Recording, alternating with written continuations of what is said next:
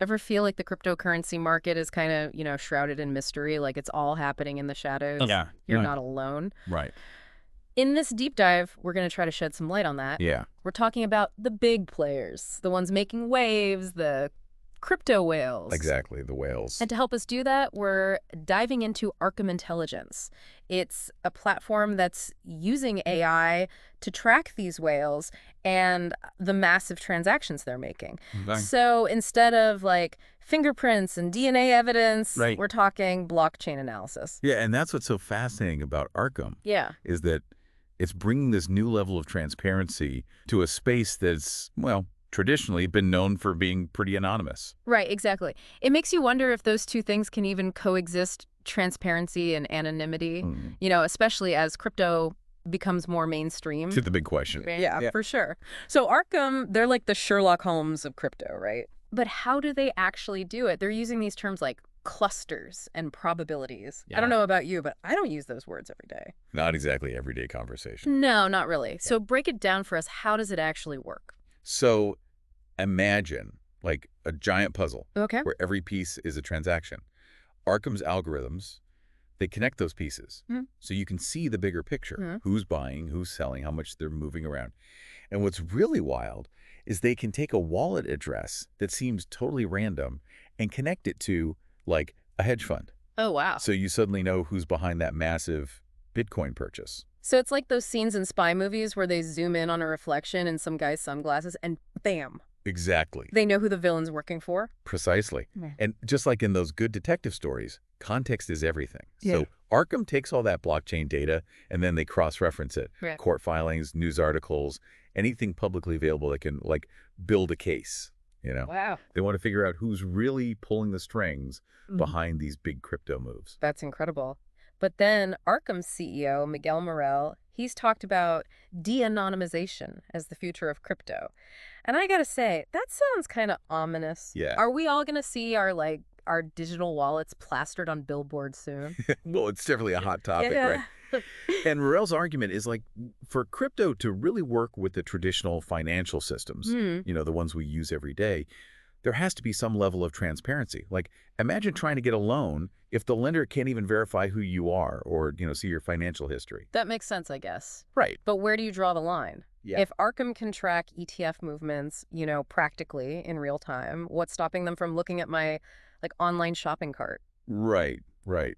Yeah, I mean, Morel's point is they're not really interested in what everyone's buying online. Right. He says Arkham's focused on the whales, the big institutions, even governments. Okay. The ones moving massive amounts of crypto. Makes sense. They want to understand those big market forces. Just prevent some huge financial crime. Not track your pizza delivery. Okay, so less about my late night pizza orders and more about the forces that are actually shaping the whole market. Exactly. But even if they're not tracking every cup of coffee I buy with Bitcoin, just focusing on the big picture like that, it still kind of, raises some eyebrows, right? Especially with the impact they're already having on something as big as the ETF market. Oh, for sure. I mean, we're talking about knowing practically in real time how ETFs are trading, how they're settling. Information these institutional investors used to wait days, weeks, even months for. Wow. That kind of transparency, it could be a game changer. Right. Especially for those who, used to be left in the dark. Yeah, for sure. But then it makes you wonder, what does this even mean for the average person? Someone who's just starting to dip their toes into the crypto world. Yeah. Should we be excited? Terrified? Totally lost? What do you think? Well, this is where things get really interesting, right? Okay. Because Arkham's success, it really shows you the power of this blockchain analytics technology.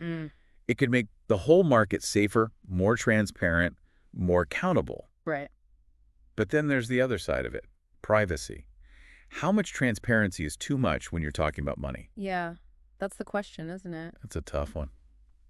There's no easy answer. No, definitely not. It's like we're trying to find our way through this totally new landscape, trying to balance security and, just basic personal freedom. Right. And it seems like Arkham is pushing those boundaries even further with this whole thing about incorporating off-chain data. Yeah. What does that even mean? How does that change things? So basically, off-chain analytics, it's like they're connecting what's happening on the blockchain with the real world. Okay. Imagine they're looking at your social media, maybe even geolocation data, Wow. Anything that gives them more info about, who's behind those transactions. Huh. So they get even more accurate. Potentially. But then all those privacy concerns, those get amplified too. Exactly. It's not just about what happens on the blockchain anymore. Right. It's about connecting those digital footprints back to our real lives. That's a big deal. It is a big deal. Yeah. And you got to think that kind of data, it could be used for more than just catching the bad guys. Oh, absolutely. And that's the real issue here, isn't it? Yeah. Increased transparency can be a good thing, but what if it falls into the wrong hands? You could see new types of surveillance, profiling, even market manipulation. Right, like based on Arkham's analysis. Exactly. And we've already seen how fast misinformation can spread in the crypto world. Remember that whole thing with the fake Bitcoin giveaway? So yeah. Turned out to be a total scam. Total scam, but people bought it. Because it seemed believable, right? Right.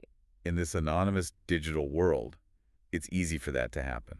It is. And that's why this is so important. We have to be careful. Think critically. Especially as more and more information becomes available, you can't just take anything at face value. You got to verify, do your research. Exactly. Double check everything. Don't get caught up in the hype. Yeah. But going back to Arkham and this whole de-anonymization thing, there's another side to this conversation, isn't there? The ethical implications. Oh, definitely. So Morel and Arkham, they're all about a more transparent crypto ecosystem. They say it's crucial for mass adoption for it to really take off. Right.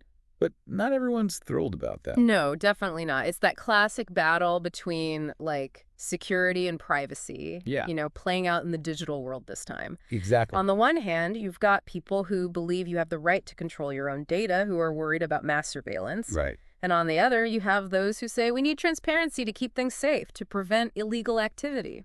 And both sides have valid points. They do. It's not a simple issue, but it's a conversation we need to have. Absolutely. Because the choices we make now about transparency and privacy in this space, they're going to have huge consequences down the road. It's like we're writing the rules for a whole new world. Right. One built on code and blockchain transactions. Exactly. And we're dealing with these age-old questions like freedom, security, accountability, but in a whole new way. It's like we're in this, like, digital Wild West, Oh, yeah. with, like, digital boom towns and crypto outlaws. Totally. And, like, the law is still trying to catch up. Right. Governments, regulators, everyone's trying to figure out, Yeah. how do you even regulate this stuff? Yeah, it makes you wonder, like, how do you even start to regulate the analysis of a technology? Right. Especially something as complex as, like, blockchain technology. Yeah, where's the line? Yeah, exactly. Where's the line between ethical data analysis and,